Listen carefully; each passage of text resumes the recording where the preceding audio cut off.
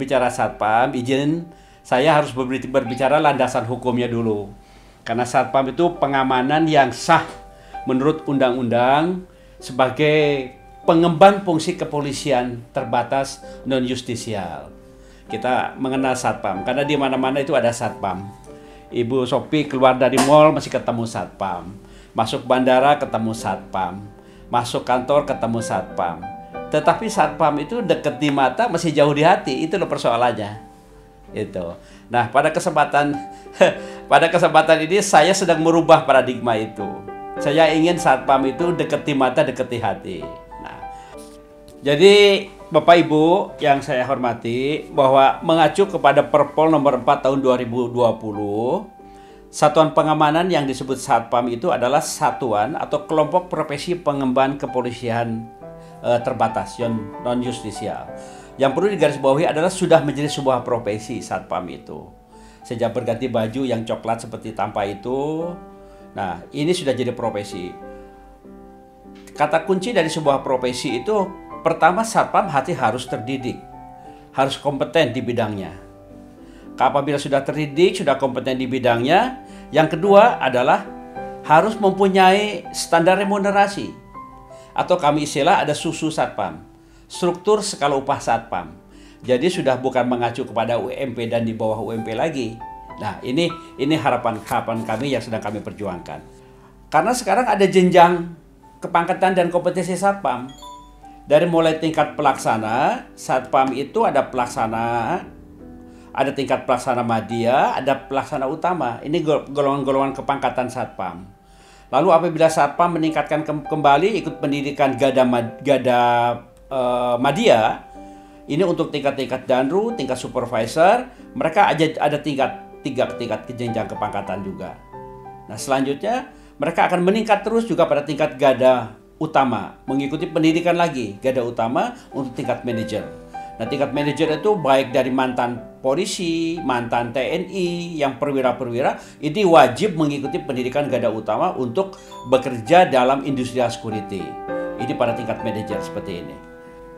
Setelah melihat ada jenjang kepangkatan, kami sedang berbicara sekarang berjuang dengan Kementerian Tenaga Kerja itu ada struktur skala upah. Bapak Ibu bisa melihat satpam pada tingkat pertama itu standar upahnya sekarang sudah 4,5 sampai 6,7 juta. Seperti itu. Nah, ya, sudah luar biasa, dia sudah jadi profesi. Yang kedua, pada tingkat supervisor gaji satpam itu sampai 10 jutaan. Ya, gaji satpam sekarang. Ya, nah ini kami sudah berjuang terus agar profesi satpam itu betul-betul menjadi sebuah profesi yang diandalkan. Pada tingkat manajer ini pada sampai 20 juta. Malah yang terakhir info dari teman-teman yang di oil and gas itu sudah 35 juta sampai 40 juta Pak Dasil. Ya, untuk tingkat-tingkat manajer di oil and gas ini. Di samping dia menjadi sebuah profesi, satpam itu sekarang punya masa kerja, Pak. Khususnya untuk Pak Edward nih, Pak. Satpam itu punya hak pensiun, Pak, sekarang. 56 tahun untuk pelaksana itu boleh pensiun. Jadi kalau dia mengikuti pendidikan Gada Pratama sejak usia 21 tahun, 56 tahun punya hak pensiun, Pak. Jadi luar biasa. Dan saya yakin tidak mungkin selama 30 tahun dia akan jadi pelaksana terus. Dia akan meningkat menjadi supervisor, mungkin dia akan meningkat menjadi level manager, seperti itu. Kalau dia sudah level supervisor, hak pensiunnya 58 tahun. Dan kalau dia jadi manajer, hak pensiunnya 70 tahun. Ini sama dengan notaris sama pengacara nih. Usianya 70 tahun hak pensiunnya. Ini diatur dalam Perpol, Peraturan Polri nomor 4 tahun 2020. Nah, ini yang dimimpikan oleh satpam, bahwa kalau data yang ada yang kami punya, ternyata sinergi sekali bahwa satpam yang sekarang bekerja itu dari 1,6 juta satpam, itu yang sudah terdaftar di BPJS Ketenagakerjaan ada 890.000 satpam yang terdaftar di BPJS Ketenagakerjaan. Mayoritas ini milenial, Pak. 64% Pak, satpam itu. 64%. Jadi masih panjang sekali mereka potensi untuk berkarir di dunia profesi satpamnya itu. Saya yakin ke depan itu orang akan bangga jadi satpam karena saya juga akan merintis pendidikan baik itu SMK pengamanan, D1, mungkin S1 manajemen pengamanan. Seperti itu. Bapak ingat dulu yang namanya perawat itu ada sekolah perawat, Pak, SLTA. Ya kan? Lalu meningkat menjadi akademi perawat. Sekarang SLA akademi sudah nggak ada, Pak. Hanya ada sekolah tinggi perawat. Kenapa demikian? Karena ini kebutuhan. Perawat dengan kemajuan kedokteran harus seimbang. Ilmunya harus nyambung. Nah, Satpam juga begitu, Pak. Dengan kemajuan kepolisian, kejahatan sudah terdepan ini, ya Satpam harus bisa mengikuti. Oleh karena itu, kami di asosiasi sedang menginisiasi untuk lahirnya pendidikan-pendidikan tinggi untuk profesi pengamanan. Jadi ke depan ini sebuah profesi yang bisa menggembirakan. Kalau di Amerika gaji security itu lebih besar daripada gajinya polisi ataupun TNI. Karena memang betul-betul sudah jadi profesi yang membanggakan. Kira-kira seperti itu. Ini baru mimpi kami ke depan. Boleh kan, Angku ya, mimpi dulu ya, Angku. Ini dasar kami. Karena kami ini adalah asosiasi besar yang jumlah anggota 1,6 juta.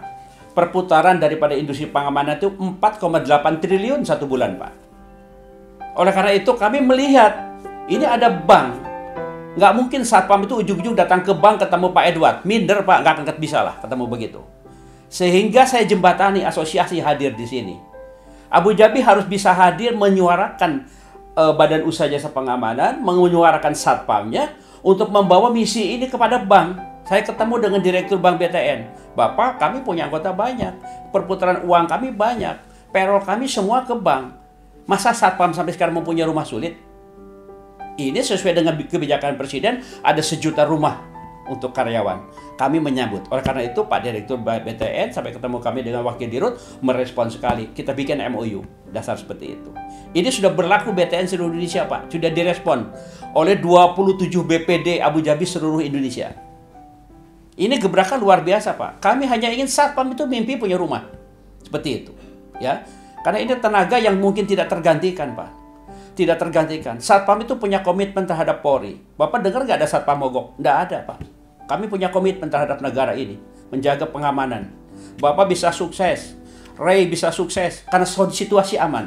Kami bagian dari yang mensukseskan pembangunan ini. Seperti itu. Nah, oleh karena itu, MOU kami dengan BTN itu kami tindak lanjuti dalam bentuk PKS. Ya, ini yang sedang kami bergulir di masing-masing provinsi. Nah, ini kira-kira skemnya. BUJP yang mengelola Satpam. Jadi Satpam itu Bapak Ibu tidak sendiri. Satpam itu harus bernaung di bawah BUJP, di bawah perseroan terbatas. Namanya Badan Usaha Jasa Pengamanan. Karena ini yang mempunyai kontrak dengan user itu BUJP. Tidak datang ujung-ujung Satpam sendiri. Satpam itu dalam BUJP nanti mengajukan pada BUJP-nya siapa Satpam yang belum punya rumah. Dari data di-collecting oleh BUJP, oleh HRD-nya, data itu dibawa diverifikasi ke Abu Dhabi.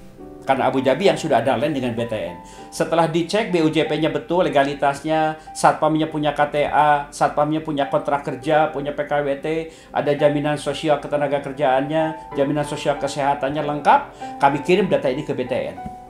Semua adalah hak BTN untuk memverifikasi sesuai standar perbankan. Seperti itu. Jadi kalau dari jumlah 890.000 Satpam yang sudah terdaftar di BPJS-TK, kita tidak usah mimpi banyak-banyak, 10% saja, Pak. Yang komitmen bisa ngambil rumah. Itu sudah 89.000, Pak. Ini sudah lumayan bisa mendukung program pada perumahan seperti ini. Nah, inilah kira-kira yang sedang kami perjuangkan. Dengan media daripada Sakasaksi TV ini, bagaimana orang milenial bisa mendapatkan rumah. Dan kami menyambut baik, BTN sudah relaksasi dengan perizinannya, dengan persyaratan-persyaratan yang demikian mudah. Nah, mudah-mudahan dari pengembang pun, dari Ray, bisa ikut membantu untuk memberikan kemudahan-kemudahan dalam pelaksanaan rumah. Jangan melihat Satpam gaji sekarang, tapi 10 tahun yang akan datang Satpam itu sudah jadi manajer dan jadi supervisor yang gajinya sudah di atas 10 juta lebih, seperti itu. Dan mereka terus akan ikut mengikuti pengembangan pendidikan ke depan. Kalau dari kami, dari sisi Satpam itu, pertama, begitu mendengar DP itu mereka sudah terkaget-kaget kan. Nah, itulah. Ya kan? Waduh, kalau ngambil rumah nih, dikatakan rumah yang subsidi 156 juta. DP-nya kan 5%, 7,5 juta. Nah, persoalannya apakah boleh, karena kita skim banyak nih Pak, ya marketnya cukup lebar. Nah, untuk DP ini menjadi sebuah kendala di mata Satpam itu sekarang. Kalau bisa si DP itu bisa dibicarakan dengan DP 0%, biaya-biaya administrasi lainnya kita tekan, juga kita perkecil juga. Nah, mereka nanti punya kemampuan jenjang pembayaran juga bertahap. Satu contoh di Jawa Timur, saya berkunjung, saya survei rumah di daerah Pasuruan. Rumahnya bagus, rumah subsidi untuk satpam. Malah pengembang bisa membebaskan, sudah nggak usah pakai DP, gitu Pak. Biaya administrasi pun juga diturunkan juga jadi kecil sekali. Nah sehingga animonya itu meningkat ini satpam-satpam untuk memiliki rumah itu. Karena yakin mereka itu sudah bekerja itu antara 3 tahun sampai 5 tahun kan jadi kontraktor Pak. Nah, seperti itu. Punya kemampuan, angsuran sebulan 800.000. Kalau angsuran dinaikin ke bank jadi 1 juta, mereka punya kemampuan. Cuman pertamanya itu loh, uang DP-nya Pak. Ini mungkin menjadi sebuah pemikiran yang bisa direlaksasi lah oleh BTN. Kira-kira begitu.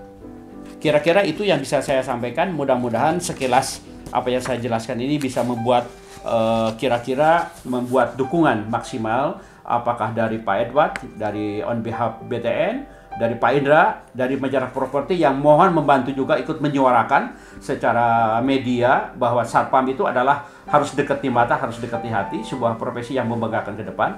Saya juga satpam, Pak. Saya berjuang untuk satpam.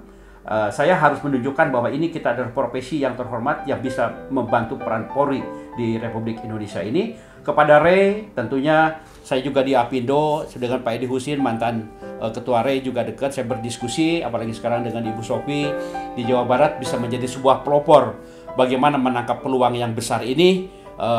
Kita bisa laksanakan satpam-satpam bisa memiliki rumah, dan ini adalah merupakan dakwah bilhal bagi kita semua, mengentas pengangguran, memberikan orang lebih terhormat sehingga profesi ini betul-betul bisa dihargai. Terima kasih. Assalamualaikum warahmatullahi wabarakatuh.